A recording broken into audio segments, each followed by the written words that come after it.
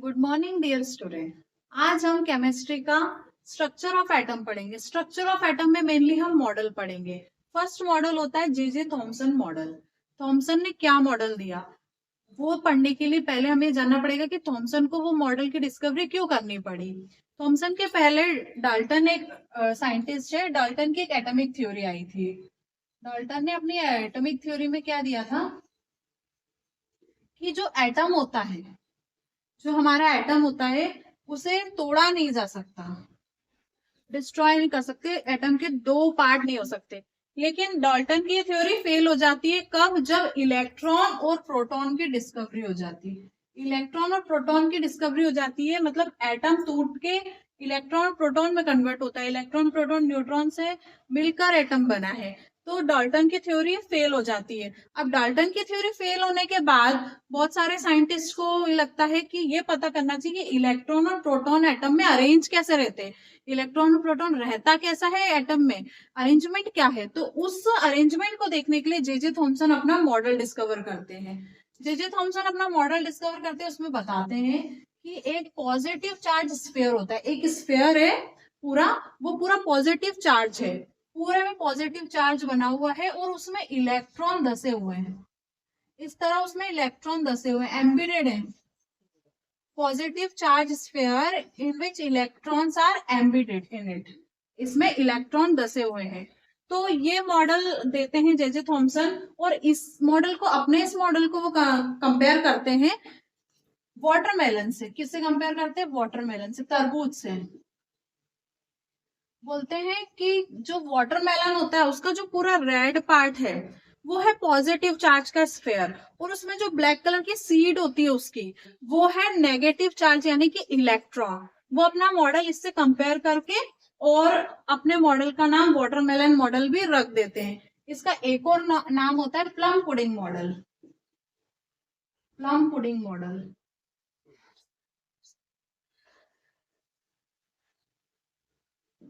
Plum pudding एक और नाम होता है इसका, प्लम पुडिंग मॉडल।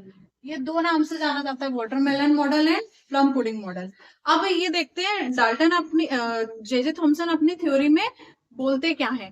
पहला पॉइंट तो वो ये बोलते हैं कि जो एटम है, atom made up of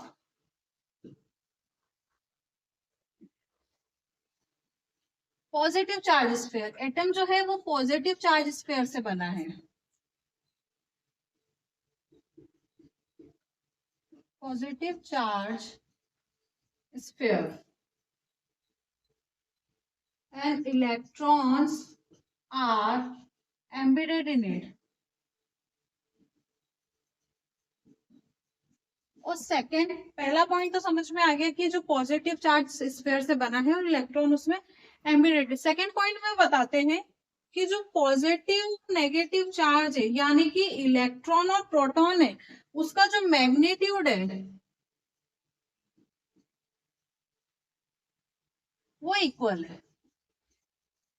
electron and proton यानी पॉजिटिव एंड नेगेटिव चार्ज का जो मैग्नीट्यूड है वो इक्वल है। ये दो पॉइंट वो बताते हैं। अब इसके बाद जब अदर साइंटिस्ट डिस्कवरी करते हैं तो उनका जो अदर साइंटिस्ट डिस्कवरी करते हैं उनका जो रिजल्ट होता है वो जे थॉमसन के मॉडल से मैच नहीं होता है। फिर इसके बाद हम इनका मॉडल फेल हो जाता है। इसके बाद आते हैं रदरफोर्ड। नेक्स्ट साइंटिस्ट हम पढ़ेंगे रदरफोर्ड, जो और बेटर एक्सप्लेन करेंगे इस मॉडल को।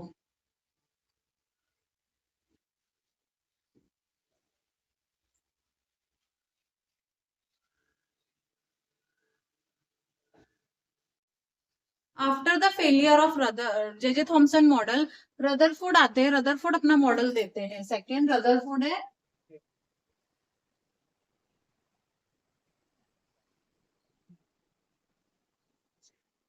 Rutherford model of atom.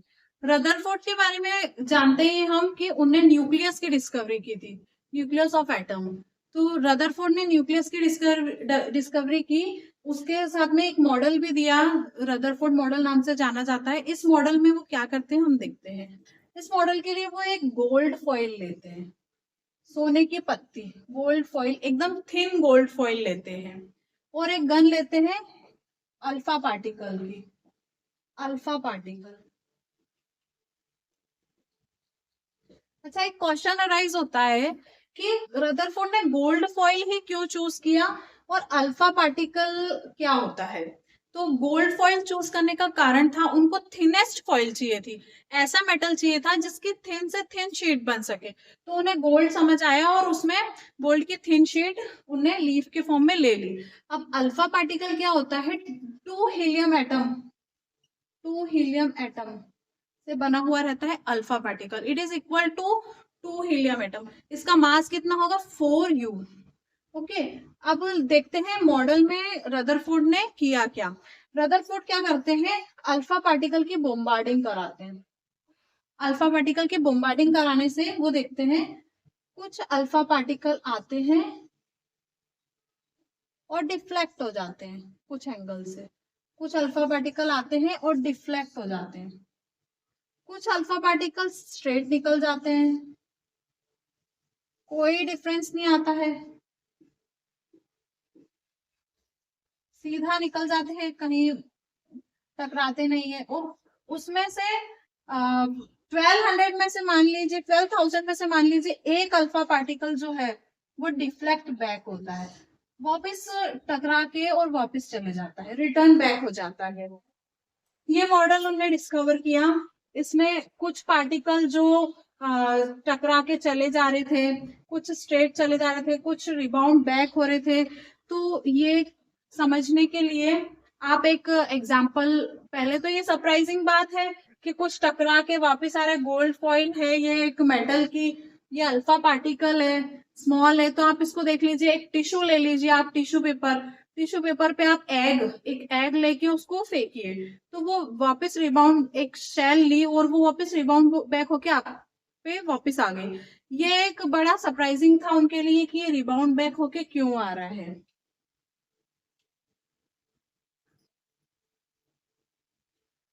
तो देखते हैं मॉडल के बाद साइंटिस्ट क्या देते हैं हमें पॉइंट्स। कि फर्स्ट तो बताते हैं कि जो एटम है उसमें एक पॉजिटिव चार्ज होता है सेंटर में, उसे उन्होंने न्यूक्लियस बोला। तो सबसे पहले तो उन्होंने न्यूक्लियस की डिस्कवरी बता दी। जो पॉजिटिव चार्ज है, चार्ज इट सेंटर,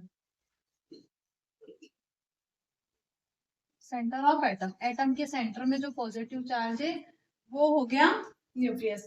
फिर इन्हें सेकेंड पॉइंट बताया, साइंटिस्ट सेकेंड पॉइंट बताते हैं कि जो इलेक्ट्रॉन है वो रिवॉल्व करता है, revolve around, electron revolve around nucleus. Third point बताते हैं वो, जो न्यूक्लियस है उसका साइज स्मॉलर देन है एटम, न्यूक्लियस का साइज एटम से बहुत छोटा है। फर्स्ट पॉइंट तो समझ में आ गया कि पॉजिटिव चार्ज जो है सेंटर पे एटम के, उससे न्यूक्लियस बताया। न्यूक्लियस की डिस्कवरी दी रदरफोर्ड ने। इसी तरह इलेक्ट्रॉन रिवॉल्व कर रहा है around nucleus, nucleus size is smaller than atom, atom से न्यूक्लियस का साइज छोटा है। अब ये डिस्कवरी तो हो गई, बट इनका ड्रॉबैक क्या रहा। जैसे कि रदरफोर्ड ने बताया, electron revolve around the nucleus, एक इलेक्ट्रॉन है वो न्यूक्लियस के अराउंड रिवॉल्व कर रहा है। अगर इलेक्ट्रॉन कंटिन्यू रिवॉल्व करेगा तो इट रेडिएट एनर्जी, और एनर्जी रेडिएट करने के कारण वो फॉल हो जाएगा, एनर्जी लूज कर देगा और वो फॉल हो जाएगा। तो ये इनका ड्रॉबैक बन गया, रदरफोर्ड का एक ड्रॉबैक रहा ये कि इलेक्ट्रॉन रिवॉल्व कैसे करेगा, अगर कंटिन्यू एनर्जी लॉस करते जाएगा तो कैसे रिवॉल्व करेगा, फॉल डाउन हो जाएगा। ये इनका ड्रॉबैक रहा। रदरफोर्ड मॉडल के ड्रॉबैक के बाद अब हम देखते हैं Bohr model, Bohr model of atom, Bohr's model of atom. Bohr ने रदरफोर्ड के मॉडल को ही डेवलप करके आगे बताया था एटॉमिक मॉडल। तो बोहर क्या बताते हैं कि एक न्यूक्लियस होता है सेंटर में जिसमें प्रोटॉन और न्यूट्रॉन होते हैं, न्यूक्लियस में प्रोटॉन और न्यूट्रॉन होते हैं, उसके अराउंड जो होती है शेल, एनर्जी लेवल, इन्हीं शेल को उसने बोला था एनर्जी लेवल। बोहर ने इन शेल्स को बोला है एनर्जी लेवल। ये जो एनर्जी लेवल होते हैं इसके अराउंड इलेक्ट्रॉन रिवॉल्व करते हैं। बट वो कैसे बताया था? फिक्स ऑर्बिटल में। इलेक्ट्रॉन अपने फिक्स ऑर्बिटल में रिवॉल्व करते हैं। तो पहला पॉइंट तो क्या हो गया? Electron revolve in fix orbital. Fix orbital में रिवॉल्व करते हैं और ये एनर्जी भी रेडिएट नहीं करते हैं and do not radiate energy.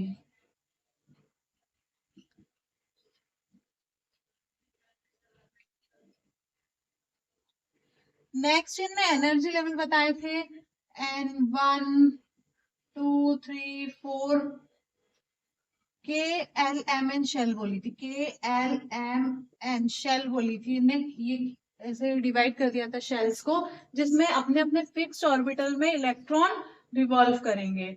Next था, ये बताया था कि जो न्यूक्लियस के जितना ज्यादा पास होगा उसकी एनर्जी लेवल उतनी ही कम होगी। मतलब अगर इसको E1 ले लूं, E2 ले लूं, E3 ले लूं, E4 ले लूं, तो इसमें जो जितना न्यूक्लियस से दूर होगा उसका एनर्जी लेवल उतना ज्यादा होगा। न्यूक्लियस से जितना दूर उतना एनर्जी लेवल ज्यादा, मतलब सबसे ज्यादा एनर्जी E1 की होगी, फिर E2 की होगी, फिर E3 की होगी, E4 की होगी। स्टूडेंट्स, हम देखेंगे वैलेंसी किस एलिमेंट की कितनी होती है, इसका इजीएस्ट वे देखेंगे, उसको फिल करना सीखेंगे। तो वैलेंसी पता करने के पहले हमें पता होना चाहिए कि किस शेल में कितने इलेक्ट्रॉन होते हैं। तो उसे पता करने के लिए हमारे पास फॉर्मूला होता है 2n²। 2n² फॉर्मूला होता है। अब अगर फर्स्ट शेल है तो फर्स्ट शेल में कितने इलेक्ट्रॉन होंगे, सेकेंड में कितने होंगे, थर्ड में कितने होंगे और फोर्थ में कितने होंगे। ये चारों शेल में किसमें कितने इलेक्ट्रॉन होंगे ये पता करने के लिए ये फॉर्मूला लगाएंगे। अब n जो होता है ये शेल का नंबर होता है, 1 2 3 4। अब फर्स्ट शेल की बात करें तो 2n² मतलब 2 × 1 का स्क्वायर। तो इस फर्स्ट शेल में कितने इलेक्ट्रॉन होंगे? 2।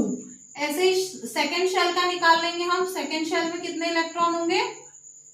2 2 4 4 2 8। ऐसे ही थर्ड शेल में कितने इलेक्ट्रॉन होंगे? 18। एंड फोर्थ शेल में कितने इलेक्ट्रॉन होंगे आप निकालेंगे तो 32। ऐसे ही जब भी इलेक्ट्रॉन की फिलिंग करेंगे 2 8 18 32 इस तरह की जाती है।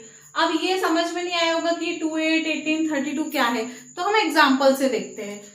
आप एक कोई भी एग्जाम्पल ले लीजिए, कार्बन का ले लीजिए। कार्बन का एटॉमिक नंबर क्या होता है? Hydrogen, helium, lithium, beryllium, boron, carbon. Carbon का एटॉमिक नंबर होता है 6। 6th नंबर पे आता है। अब कार्बन की फिलिंग करना है हमें, तो ये तो हो गया न्यूक्लियस। अब इसके ऊपर first shell, second shell, third shell, fourth shell, मैंने ये 4 शेल बना दी। अब देखिए फर्स्ट शेल में कितने इलेक्ट्रॉन डाल सकती हूँ? सिर्फ इसके पास अवेलेबिलिटी कितने पॉसिबल है? इसमें सिर्फ 2 पॉसिबल है। तो 6 में से 2 इलेक्ट्रॉन तो आप यहाँ पे रख दो, क्योंकि फर्स्ट शेल सिर्फ 2 ही इलेक्ट्रॉन रख सकता है। इसके बाद बचे कितने? 6 में से 2 तो यहाँ आगे बचे कितने? 4। 1 2 3 4। और वैलेंसी उसी को कहते हैं कि जो आउटर मोस्ट शेल। अब इसके आउटर मोस्ट शेल इसको तो नहीं बोलूंगी, इसको बोलूंगी, इसी सेकेंड वाली शेल को मैं आउटर मोस्ट बोलूंगी। और इसमें कितने इलेक्ट्रॉन है? 4। तो कार्बन की वैलेंसी कितनी होगी? 4। मतलब कार्बन कितने बॉन्ड बना सकता है? 4। मैक्सिमम कार्बन कितने बॉन्ड बना सकता है? 4। स्टूडेंट, अब हम नेक्स्ट एग्जांपल देखते हैं सोडियम का। सोडियम का एटॉमिक नंबर क्या होता है? Hydrogen, helium, lithium, beryllium, boron, carbon, nitrogen, oxygen, fluorine, neon, फिर सोडियम। तो सोडियम आता है 11 नंबर पे। अब 11 नंबर की फिलिंग करेंगे। First shell, second shell, third and fourth shell. First shell में कितने इलेक्ट्रॉन आते हैं? 2 1 2। सेकेंड शेल में कितने इलेक्ट्रॉन आते हैं? 8 1 2 3 4 5 6 7 8। अब 2 and 8 10 हो गए। कितना इलेक्ट्रॉन बचा? 8। थर्ड शेल में कितना इलेक्ट्रॉन आएगा? 1 ओनली। एक ही इलेक्ट्रॉन लास्ट शेल में आया और लास्ट ऑर्बिटल में जितने इलेक्ट्रॉन होते हैं वही उसकी वैलेंसी होती है। तो सोडियम की वैलेंसी कितनी हो गई 1। इट मीन सोडियम सिर्फ एक बॉन्ड बना सकता है।